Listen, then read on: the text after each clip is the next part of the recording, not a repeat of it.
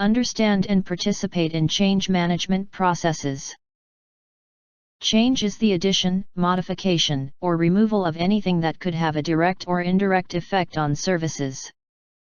Purpose of the change management process is to control the life cycle of all changes, enabling beneficial changes to be made with minimum disruption to IT services.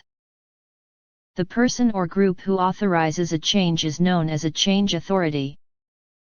Change types are standard, normal and emergency.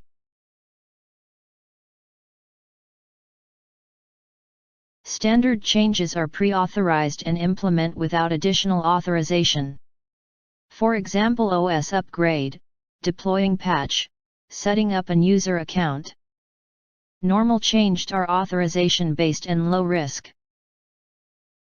Emergency changes are changes that must be implemented as soon as possible, for example, to resolve an incident or implement a security patch. Configuration item is any component that needs to be managed in order to deliver an IT service. Configuration management is to ensure that accurate and reliable information about the configuration of services, and the configuration item that support them, is available when and where it is needed.